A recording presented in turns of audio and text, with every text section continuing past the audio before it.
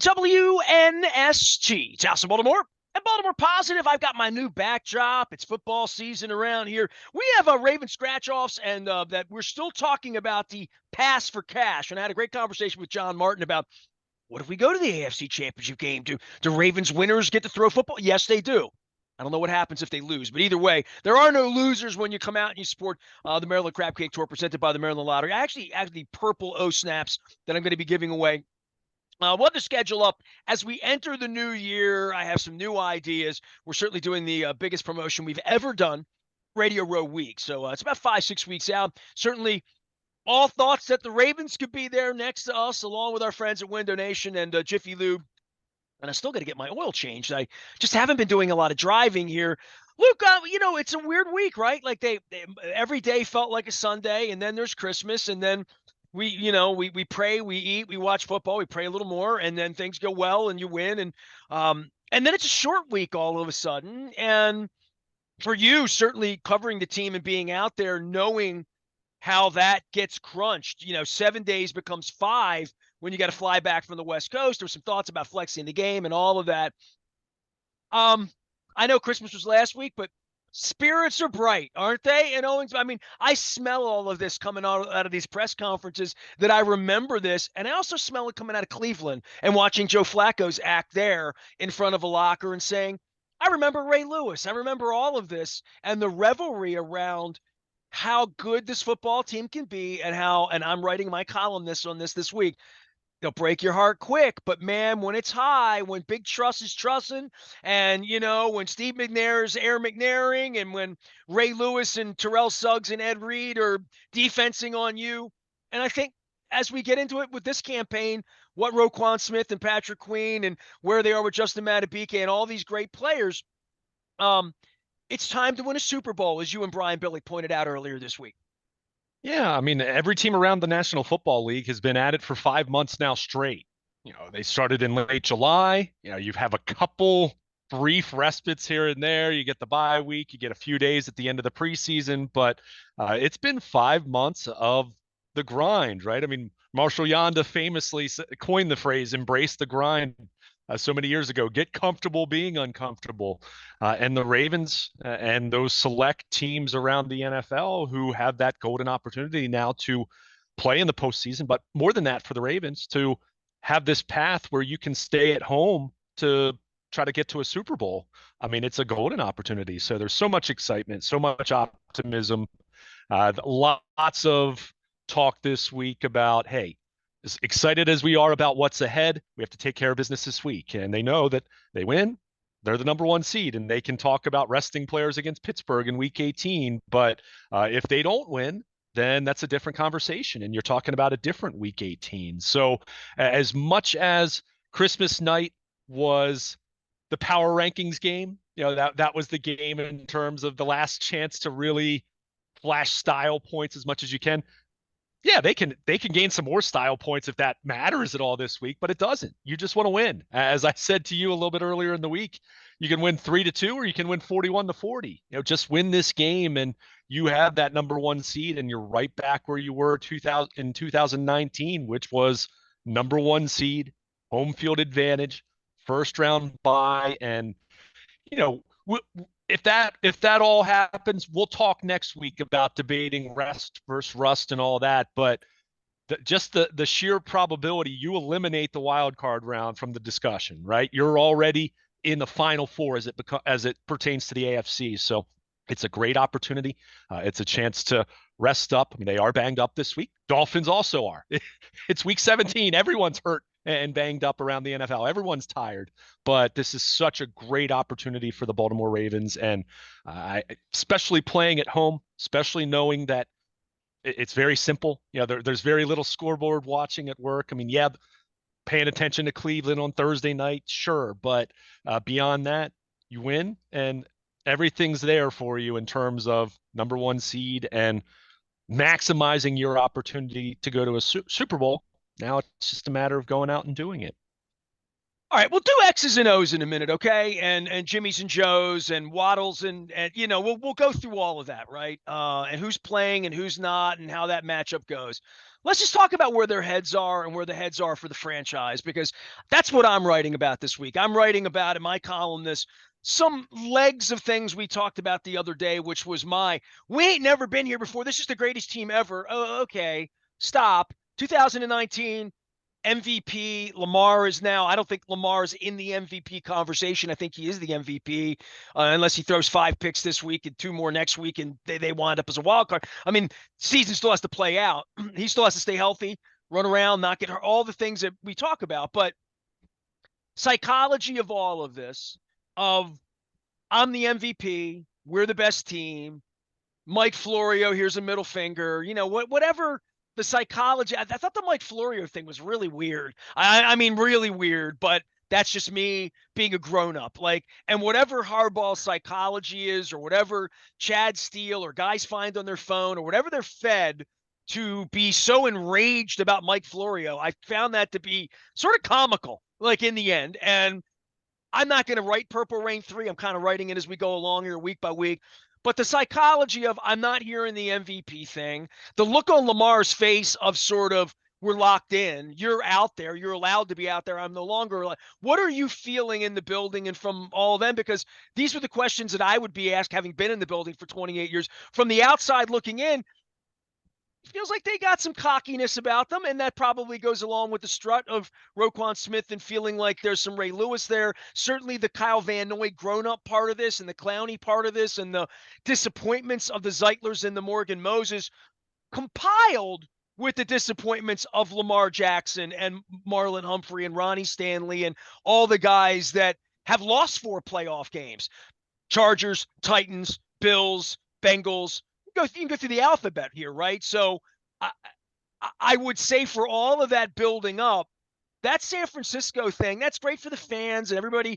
People are going to the game. Tickets are a real playoff ticket, and that's cool. And we're going to skip school for a couple of weeks and come back and beat around Joe Flacco on the 21st or whenever they do this. By the way, they play wildcard games on Monday nights. So I had forgotten about that. So if you're planning your wildcard weekend, now we plan every day for football. Thursday, Friday, Christmas Eve, Christmas night.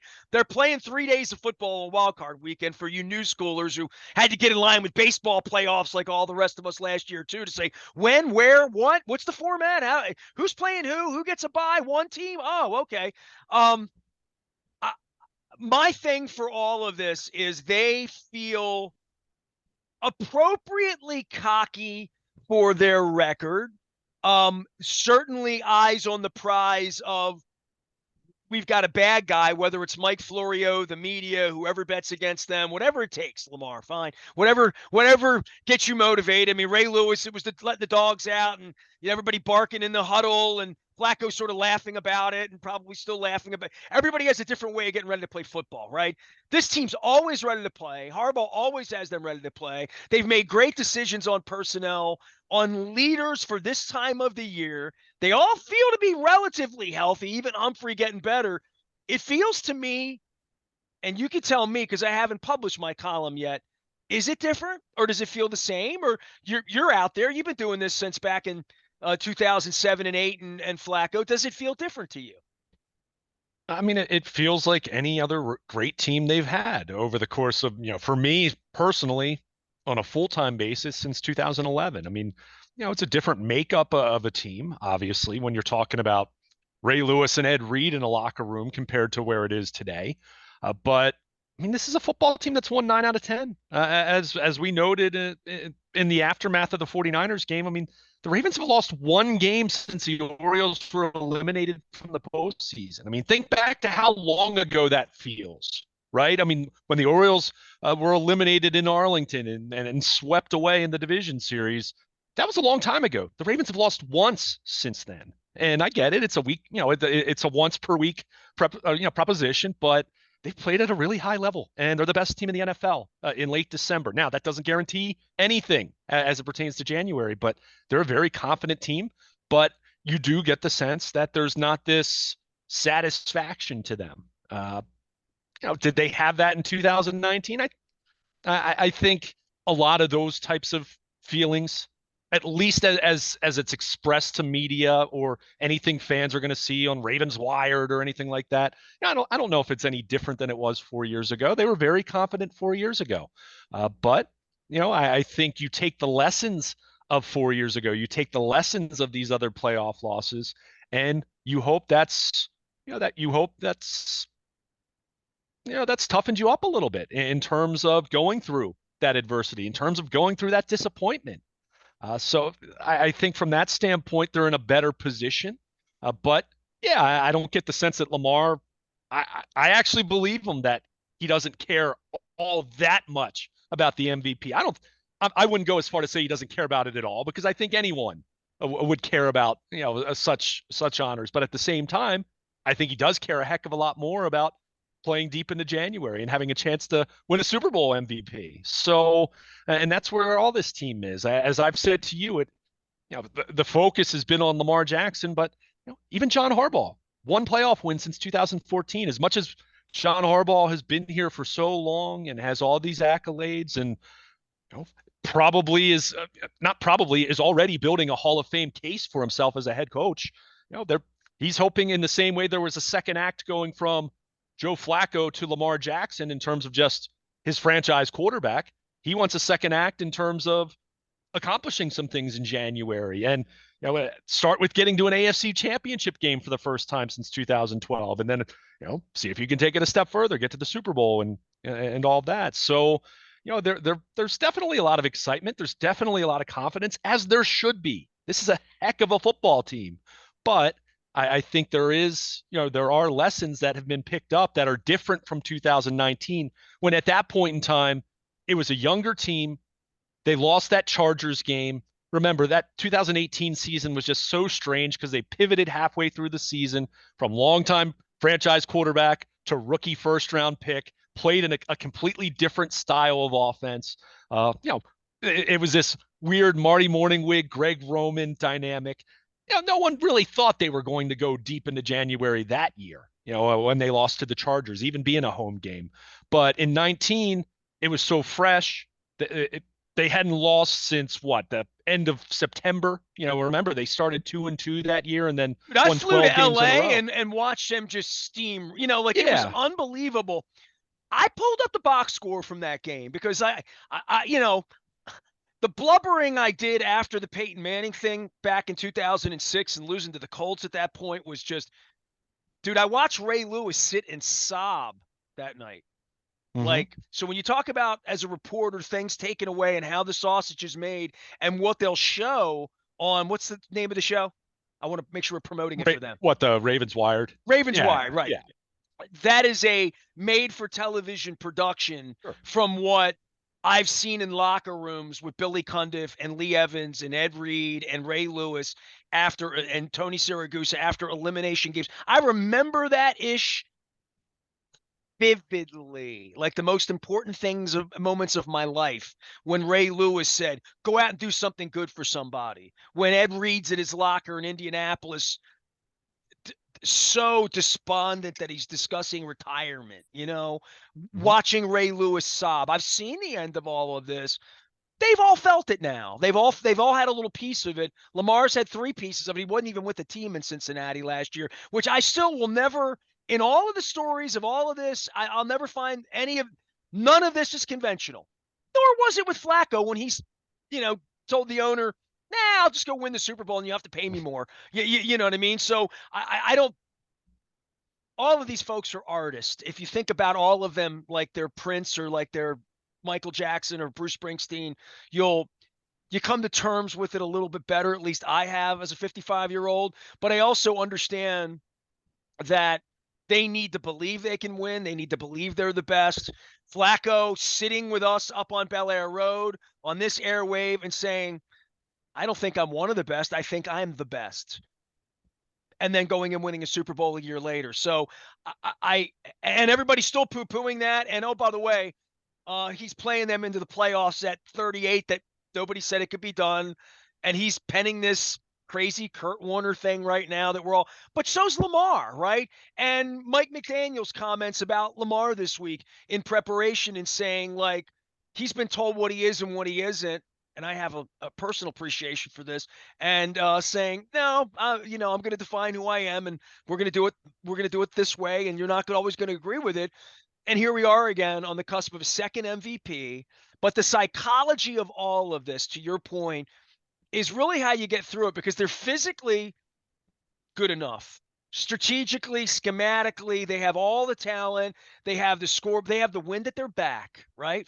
At this point, and if they can get through this Miami game, and I guess that's where we get X's and O's with the Miami game. But yeah, Christmas night was big, big game. They're all big games, right? Like you got to win, especially when teams are chasing you, and when you start to feel like Patrick Mahomes is no good and Josh Allen might not even get there. And Joe Flacco, bring him in. He's 100 years old. We'll break him in two. Like all of that. However they feel about those games on the 21st, 28th of the month, and I've got it all boxed out so I can watch it on television and have send you down. Um, and I look at it and say, having the month off, they haven't handled it well when they've had it, right? That's been a problem here. But that doesn't mean you don't want to do it, and that doesn't mean they won't handle it better, and that doesn't mean they don't have better leadership all the way around.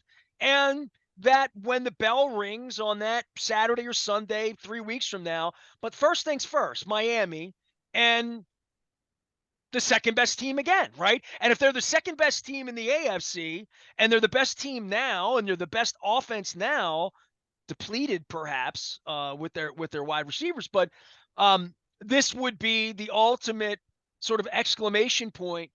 But lose by decimal points at 4:15 on Sunday, and we go into a whole different conversation about cocky, can't win the big game, pissed it away, like all the things that Peyton Manning had to deal with till he won once, right? And then he won twice as an old guy. And all the things that Flacco dealt with. Flacco won once. They were good enough to win 6 times.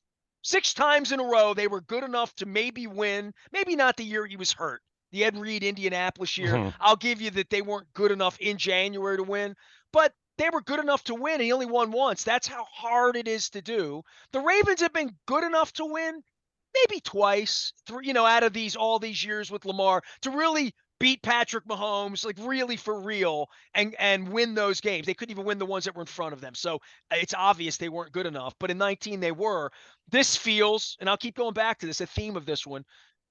Is this different, and how is it different? And why will I be encouraged to write Purple Rain 3 on February the 13th when the parade's going through town here before Valentine's Day, which, hey, man, if you go up to Hollywood Casino and you want to bet on it right now, the money's on the Ravens right now. I'm trying to navigate this, but I do feel like they have, from the outside, if I'm punditing here, and God forbid I'd pick against them and be their local Mike Florio, but I have sneaking suspicion based on what I've seen that I think they'll hold their water against the Dolphins this week. And I think part of it's the depleted nature of the Dolphins.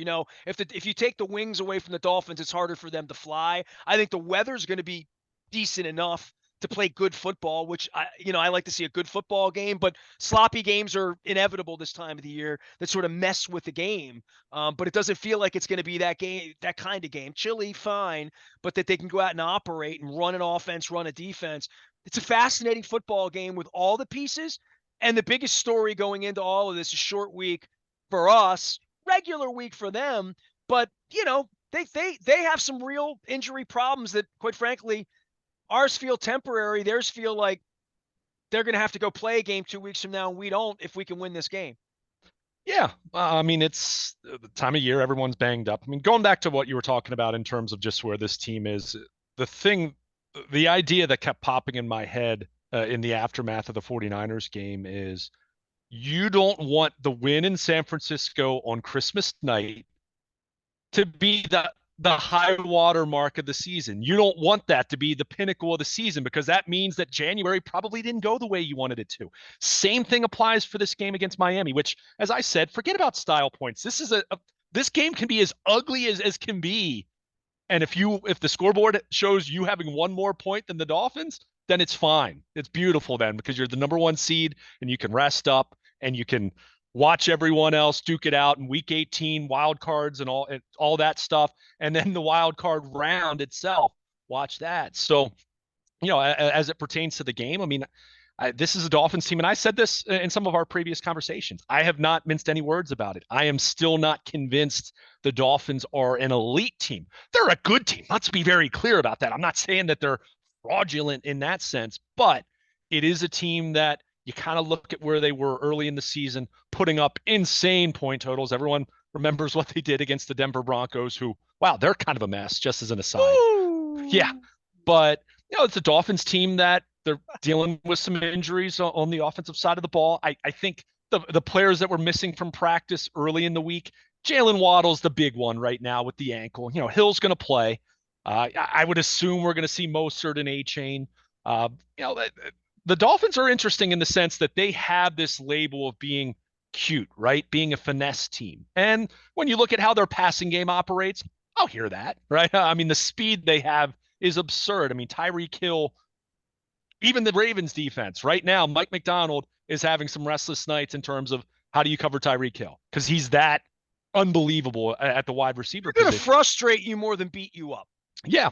But I think what's also interesting is as much as that's the Dolphins calling card, that's their identity, so to speak.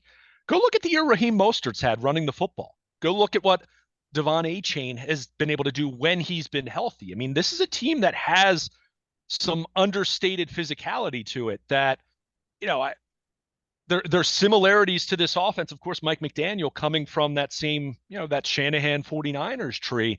It's not the same exact kind of offense, but it has similar, some parallels to it. So I think what's going to be interesting about this game is with Tua Tagovailoa, it's a case of the ball comes out so quick. He's another anticipation thrower in the way that Brock Purdy is.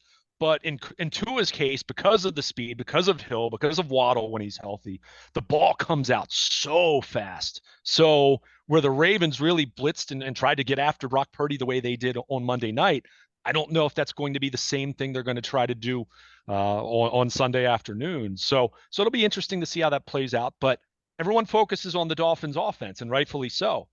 Take a look at what their defense has done since Jalen Ramsey returned from injury. Remember, he hurt his knee back in training camp, a meniscus issue, so many questions about whether he was even going to be able to play this year. Go look at their metrics and what their defense has done since he's been back. That defense is low-key playing at a high level. Now, it's not the Browns or the Ravens defense, but they've played good football. So, as I'm talking here, and look, I just said 3 minutes ago that I'm not sure that they're an elite team. They certainly are a talented team. They're certainly capable. So this is a case of, for the Ravens, it is a short week. They do have some guys banged up, talking about Kyle Hamilton and Kevin Zeitler and even Zay Flowers now dealing with a little bit of a calf issue. I'm not saying it's serious, but it's something in the same way he was dealing with a foot last week. And they've got some other guys banged up, but you've got John Harbaugh has to strike that balance, that fine line between making sure you're ready to play Sunday and putting in the work that you need to be at your best, but also the physical side to that. And that's why Wednesday they started later than they normally do on a Wednesday, and they had a walkthrough. So, they'll practices Thursday and Friday are a little more regular, but that is a tough recovery. And we've talked about this for years. I haven't seen what the numbers are recently, but for a long time, Monday night road games where you have some significant travel, you have a quick turnaround playing at 1:00 on Sunday afternoon. That can be a challenge. So I think it's going to be interesting to see how the Ravens start this football game. I think as the game goes on, I think that fatigue factor probably is a little more neutralized, because both teams are at it. And again, it's week 17, everyone's tired. But how the Ravens start this football game, knowing they have this quick turnaround, I am interested to see how that works out. But all of that being said, I still look at these two football teams, and on paper, you got to go out and do it.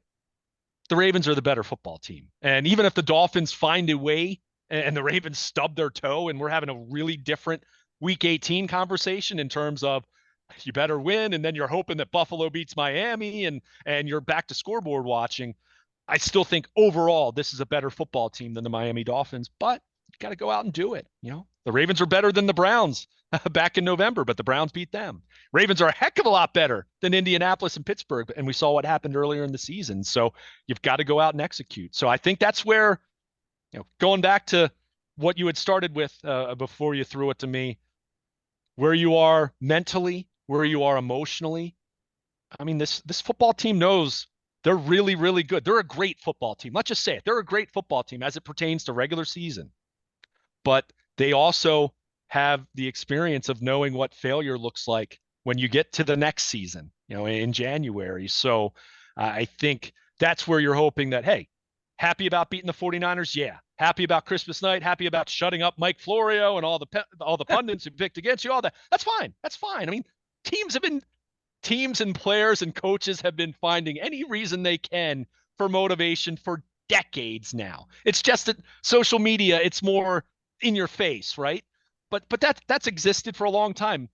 It was called bulletin board material, except there's no real bulletin board anymore, right? I mean, it's all on your phone. It's all on the glass as you're holding your phone. So, but beyond that, they know that the task at hand, not easy, but it's very simple. You win, and you're the top seed, and you're right back where you were 4 years ago in terms of everything comes through Baltimore then to get to the Super Bowl. And you can't ask for any more than that, but you got to take care of business in order for that to become reality. Luke Jones is here. He has been there during the short week at Baltimore, Luke. It has been a fascinating week on social media in a lot of ways with Christmas and the holidays and people down. And we're putting together the biggest promotion in the history of anything we've done for charities for Radio Row Week. It begins on February the 5th. I hope the Ravens are in the Super Bowl. It would enhance the promotion, quite frankly, for charity. So we would appreciate that. So go Ravens as we get through this. And obviously people buying tickets. You were out there for sort of the walkthrough day in Lamar, doing sort of a lengthier 9 minute sort of getting questions about MVP and like all of this stuff. Meanwhile, Joe Flacco's getting slimed during a short week out in Cleveland. So, and they're writing songs about him out there, and they have brought out Wacko for Flack. I mean, everybody's handling this different. There's a lot of pressure on Josh Allen, right? There's a whole lot of pressure on Patrick Mahomes right now, and Travis Kelce, and Taylor Swift, if she can write a song for them or something. I don't know. And the Dolphins are kind of skating along like if they lose this week, okay, well, we went up to Baltimore and it was a preview. We'll knock them in, but they last year, I mean, there's a little track record with all of these teams that Lamar has not fared well against the hometown team. And Lamar likes to show against the Dolphins, and the Dolphins are exhibit A for not wanting him, right? Like he would, in his perfect Brooks Robinson world, he would have been a Dolphin, right? In his mind, I think. So there's a little bit of that. I see so much pissed off for greatness about him right now, and so much you bet against me. The same things that Mike McDaniel talked about this week from the podium in talking about him. And I still see that image of him slouched over in the green tuxedo with his mother on draft night and bleed that and all of this. And I don't know if he cried after the Chargers loss or the Titans loss, but I mean, he certainly has this passion that is very reminiscent of Ray Lewis in a Roquan Smith kind of way, where there's no point in this where I'm not going to believe there's a Purple Rain 3 until there's not, because they've proven to be prepared to play each and every week. But I've also seen these things get away. And part of it is handling the media and all that Chad Steele does and John wants them to believe and whatever the Florio thing. I just found the Florio thing to be weird. And then 3 days later, like, I'm not hearing the MVP thing. Dude, you heard some guy on TV saying you were going to lose, right? You heard that loud. You're not hearing the MVP thing. The MVP thing, he's done that, and he's giving all the right answers. And I think the brightest part of all of this is the way he's playing the game, the style he's played it in. Yeah, some passes will be long or short. And yeah, he may give the game away and have 3 picks, and the ball might go up in the air. And, this thing where he's getting tackled and trying to get rid of the ball is probably not the smartest thing from a fumbling standpoint and whatnot. When you get into sloppy weather and whatever's going to happen in Baltimore, rain or shine, because we we believe the games are going to be here. We can't blame it on Buffalo if the weather's bad here, right? Or New England, or I still remember the old videos of John Madden. They iced down Three River Stadium for Franco Harris. When the Oilers would come to town, they would squirt water out there and ice it down on the. So none of that's going on. I mean, they got to win 2 football games here in January if they get through this week. And the lead story, let's not forget, not just MVP and all that. He's the MVP because he's been healthy. And he's the MVP because he's playing the game a different way in some ways to matriculate the ball down the field. They have receivers that can do that. Zay Flowers being healthy and Mark Andrews and 2 running backs now not being there to help them be a part of this. But and Ronnie Stanley and whatever's going to happen on the offensive line to protect him, but he's healthy. If he's healthy, I mean, the lead every week with you is if he's healthy, they can win the football game. And that's the best news we have about all of this is that if he's standing upright and at 100% on a glorious 52-degree 3:00 kickoff, against the Bills or whoever it's going to be, that you would feel like they have a chance of winning that game, and that's the game that matters. Yeah, I mean, it's funny. You just spent so much time talking about Lamar and the offense.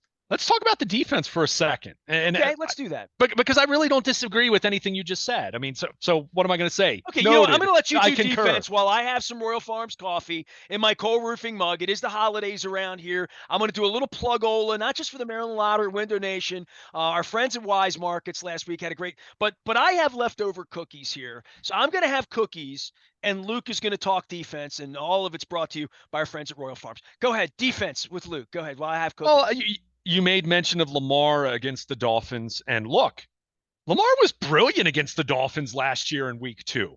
That was a 42-38 football game. I mean, he had long touchdown, a long touchdown run, long touchdown pass. I mean, he put up great numbers in that game. It was Mike McDonald's defense that, as we've come to know what a Mike McDonald defense looks like, was very un-McDonald-like, right? I mean, they completely collapsed in the fourth quarter. Not that I'm expecting anything like that from this version of a Ravens defense that I've said. In fact, I got together with one of my closest friends earlier this week, who's a longtime Ravens fan since the beginning, and adores the old Ravens, Ray Lewis and Ed Reed and all of that. And I said to him, and he agreed. I mean, this is the best defense they've had since Ray and Ed Reed were in their prime. I'd say it's at least the best defense they've had since that 06 defense that was unbelievable and sent 6 guys to the Pro Bowl. But I think for the Ravens on Sunday and this defense on Sunday, you think back to what Miami did against them in week 2 last year. And let's be clear, this is a much different team personnel-wise. I mean, there was no Roquan Smith at that point in time. You had a Marcus Peters playing corner who was just coming back from the ACL injury the previous year. I mean, you had other guys that were banged up in the secondary. So there are a lot of factors that were at work, but it doesn't change the reality of how tough that game was for Mike McDonald. I mean, John Harbaugh even talked about it.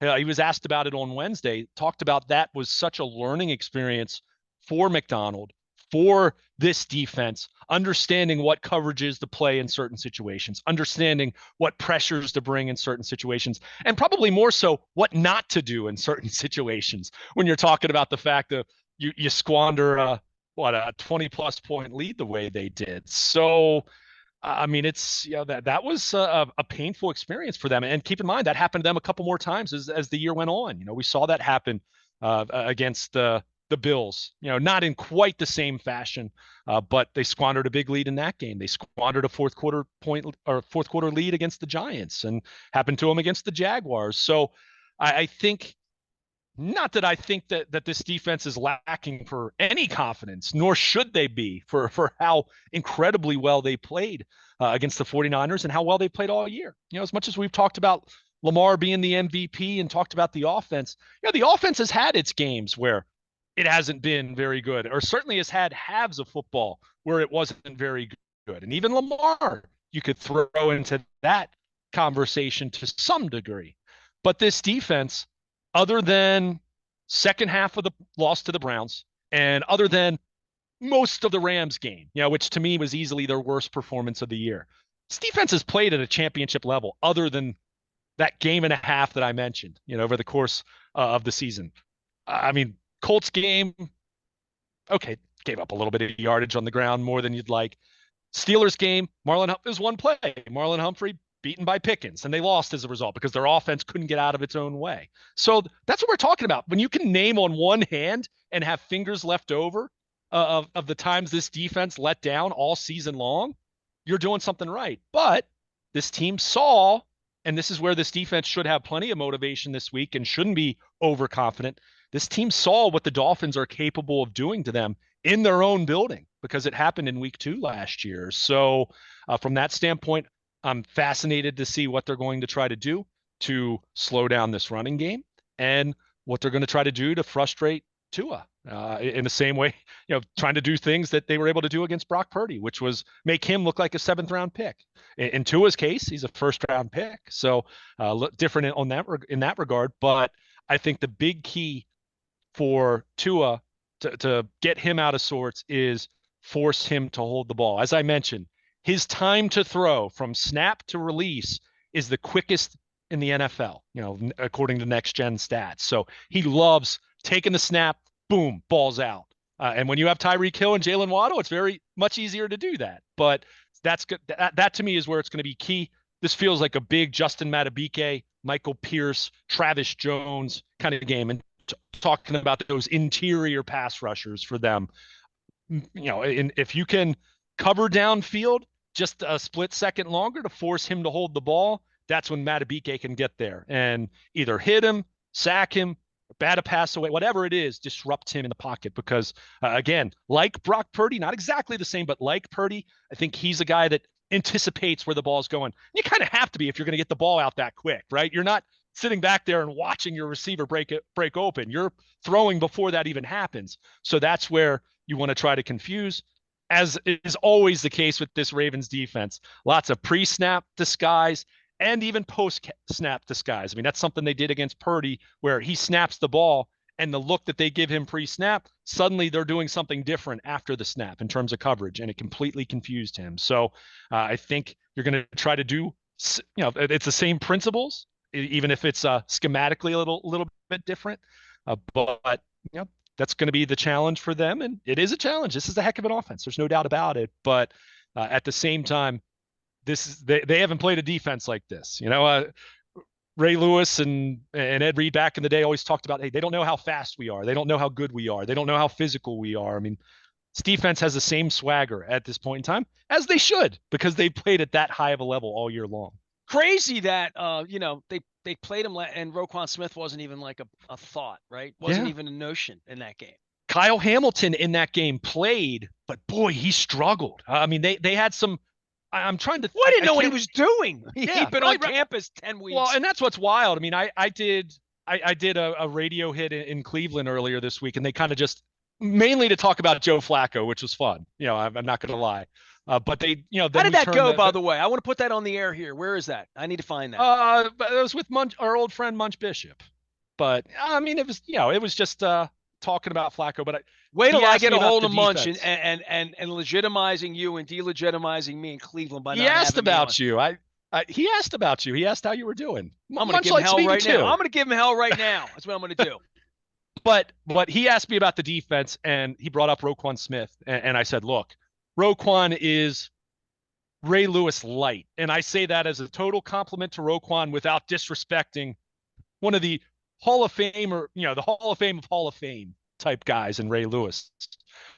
But I said to him, as much as Roquan's kind of that heart and soul kind of guy that has changed things for this team since arriving, I said to him, I'm not sure if it's the case yet, but it feels like it's moving in that direction that Kyle Hamilton's going to be the best player on this defense overall. You look at how far they've come. And will need to be paid unlike Ed Reed, not paid like a safety. That's what's wild. That's what's wild. And I said to him, I kind of chuckle every time he's referred to as a safety. Because he plays. If there's one primary position for him, it's actually nickel. I mean, that's what he plays the most. But he plays nickel. He plays linebacker. He lines up as an edge guy. He does move back at safety. Yes. I mean, he is the ultimate Swiss Army knife. that is just so dynamic. But yeah, you look at where this team was 2 Septembers ago now, that week 2 of the 2022 season when the Dolphins came in here and scored 42 points on the Ravens. I mean, look, I'm not saying the Ravens are going to shut them out. I think that would be, that you need to acknowledge a proper amount of respect, but I'd be shocked if the Dolphins are scoring anything close to 42. Let's put it that way, unless something has gone very wrong with this defense. And, you know, like I said, Rams game aside, I mean, this has just been a defense that has answered the challenge week after week after week, and typically sent the opposing offense home with their tail between their legs and not feeling very good about themselves. If I were writing Purple Rain 3 with Eric DaCosta, the way I wrote Purple Rain 2 with Eric DaCosta, I would say about that Dolphins loss, maybe there's a piece of that led to Roquan Smith.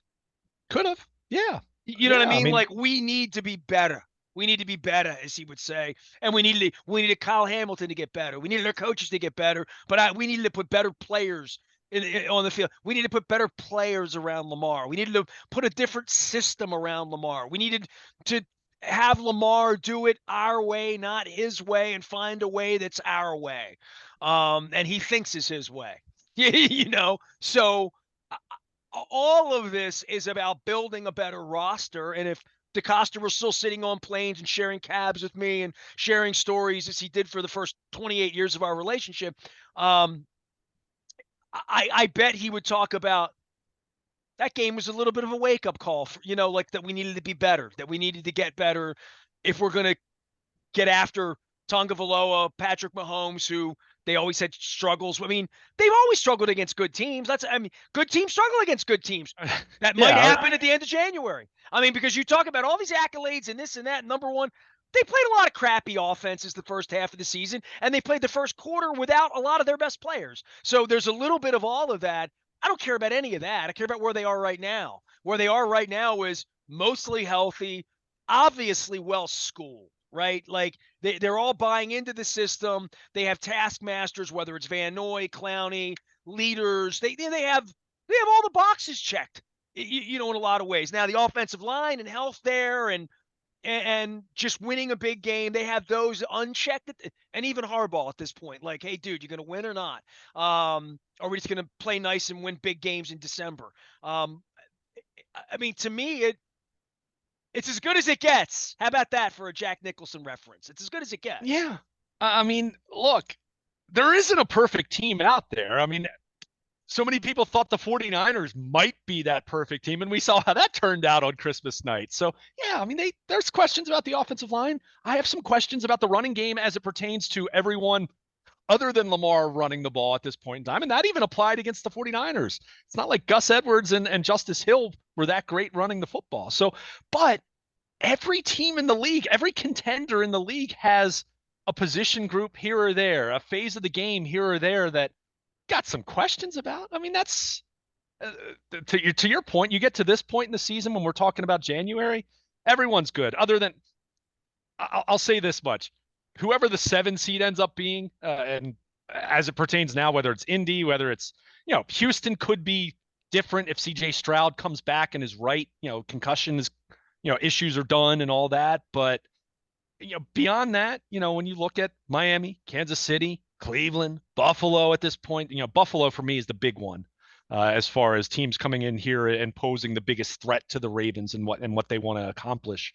But it's the playoffs. Everyone's good, right? I mean, that's why what the Ravens did Monday night against the 49ers, because you're talking about best versus best, top team in each conference, and the Ravens took it to them the way they did in the third quarter. That's why it was so surprising, because they're both really good. So, yeah, you get to this point in the season and everyone's got some injury stuff here and there. You hope not too much, but you have a little bit of it. It's inevitable. And, you've got a question mark here or there. You mentioned the offensive line. I mean, what team in the league doesn't have some offensive line issues? I mean, that's the NFL in 2023. We've talked about line play, even going back to years where you and I were sitting with people at the combine, and how much the college game has changed and how that's impacted offensive line play when these guys get to the next level. So, yeah, they've got some question marks. But to your point, I think it really truly is as good as it gets in terms of where you stand right now,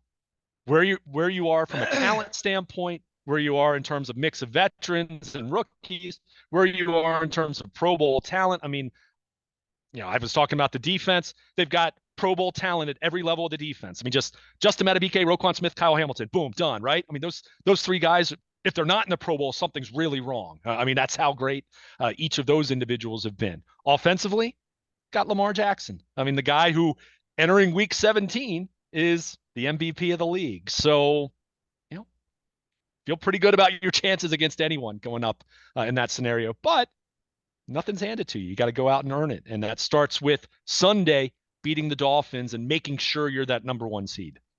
Making sure they're the number one seed. Luke's covering all these things as we turn 2023 into 24. I'm starting to get old. I mean, it will be 40 years in the business for me in a couple of weeks, and now 33 on the air. Oh God, it's starting to add up here. But we're monitoring all things around here, and our tech service is still alive and well. Brought to you by Coons Baltimore Ford.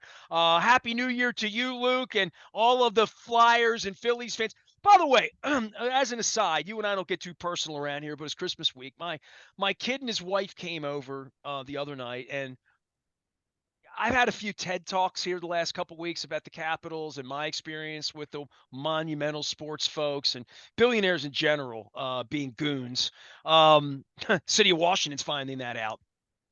So my kid and his wife, because of the Trotz thing and just in a general sense, aren't the Capitals fans that you may once remember in throwback Ovechkin jerseys at Winter Classics and whatnot. And my daughter-in-law has taken a fondness to Gritty, the Flyers mascot. And there's a wayward point of me moving from downtown Baltimore into Baltimore County and being on the Beltway, and the Washington hockey team not only winning a Stanley Cup and pissing in the eye of my lifelong friend, who also is named after my son, or my son was named after him, but not really, but they had the same name and they always found that fascinating. And by the way, shout out to Barry Melrose. Now that I'm talking some hockey, I'm going to get one of those Butchergrass shirts because Melrose and I had a special thing back in the 80s as well. I told you my Barry Melrose story, right? Mm-hmm. Yeah, that he said Dougie McLean was trying to hit him with his purse. It was one of the all-time great quotes at the locker.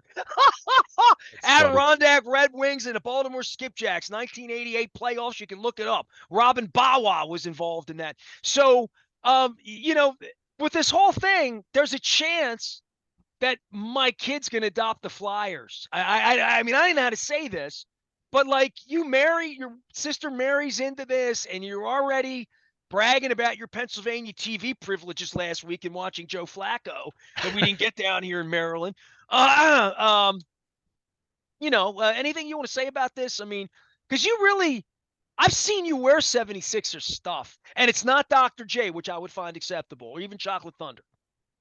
Yeah, I mean that going from Caps to Flyers, that's pretty dramatic, pretty striking, right? I mean, it really is. So, but yeah, Gritty. I'm sure as my niece gets older, and my brother-in-law's not of the Philly teams, the Flyers. I mean, he's not a big hockey guy. He's kind of like me, I mean, I'm not. I've always said I'm not a hockey guy. But how old is your niece right now? She's 2.5. So Gritty. Gritty's probably scary right now to her, but I'm going to try to get when she's like 7 or 8. So we're going to hang out, figure this out in a couple of years. We're going to put together a December Saturday night on Candy Lane. By the way, you have to pay to get in the park now? What's going on up there, Hershey? Get it together. Bringing holidays, bringing families in there. But I've always loved that experience, get a milkshake. But go see a hockey game at Christmas time. I mean, you can take you're halfway to Hershey where you live. You're already, in-state discount or whatever they do up there for people, the Pennsylvanians up there. But, Hershey's available. That's a good starter training wheels. I got Tom Cap's kid at a Hershey game, and he wanted to play ice hockey the rest of his life. So hockey's a beautiful thing. You should enjoy this with your niece. It could be your thing with her. I'm selling you on it. Oh, I've always said I enjoy it in person. Like it's the best game to watch in person. Assuming you have at least semi-decent seats, right? So, but funny The you good mentioned that. old hockey game. It's the best Yeah, game you can name. And the but best it's fun. game you can name is the good old hockey game. How about that? Huh? That's pretty good. That's pretty good. But it's funny you mentioned that. My sister and my brother-in-law were at the Hershey Bears game on Wednesday night. So, and my Oh, sister there had you a great time. So go. there you go. See? I think they were seven rows from the glass. So that helped. That Affordable certainly helped. family Yeah. entertainment there with Coco. There you go. Yeah, all right. See, I'm gonna make a hockey fan out of your family before it's all over. Now that I've kissed it off. Hey man, maybe one day Trotz will run the Flyers. I don't want to wish that. I mean, dude, I was so close. I had the purge around here a couple years ago. I got rid of a bunch of stuff, just trying to get rid of stuff because I'm getting old and didn't need it anymore.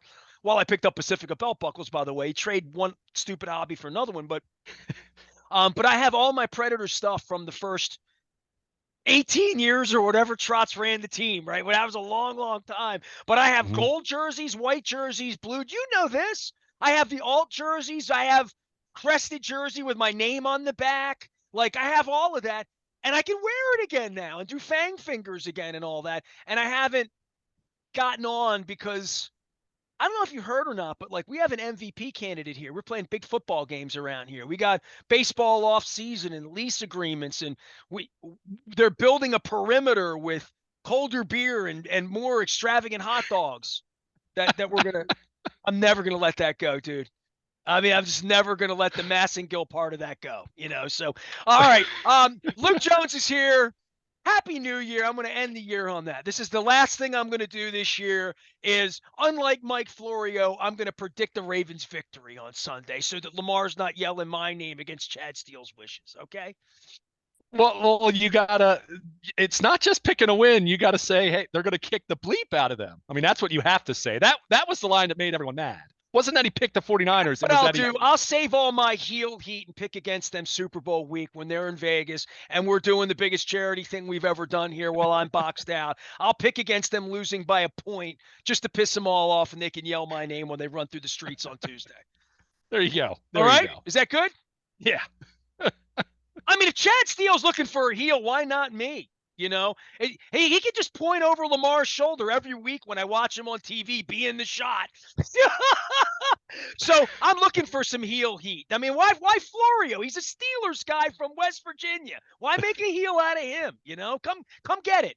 All right, that's my 2024 pronouncement there. I'm going NWO. All right, is that good? Did I do a For good? life. Dude, you got to go hear that piece I did with Derek Frazier from Wise Markets and his time in the local ring and his heel heat on the road and his baby face. Great stuff. Dude, as we were doing the show in Wise Markets, I'm not BSing you at all. And I got to tell Jamie and the folks up in Sunbury because we love Wise Markets and they've just been awesome to us with our Wise conversations, obviously. But as we're there doing the show, potted up, I got him and his managers bringing me out crab cakes and all this. And he's got people yelling at him in the store, wrestling style, because they know he was a wrestler. Because he wrestled That's a awesome. job, right? So they're like, when are you getting back in the ring? Because they see him with a headset on in a Wise Markets. Like, you getting back in the ring? He's like, no, man, I'm done. I'm managing supermarkets now. I don't need to manage wrestlers. So, are you going to WrestleMania in 2024? Can we make a New Year's resolution to get you to WrestleMania in 2024? Possibly. What do It's you I'm mean? because I've been talking to my brother and one of our other friends about it. We'll see. It is definitely something that is I on. don't want to go. I want you to go.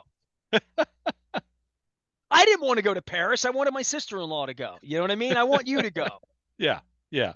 All right. We'll see. Well, I hope you get there. All right. Some wrestling conversations, amongst other things, if you're listening in. Tom Kelso joined us at Wise Markets.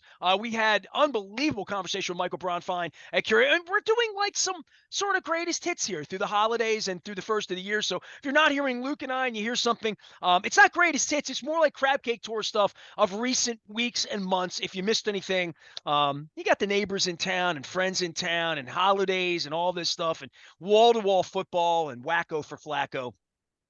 We're the best team.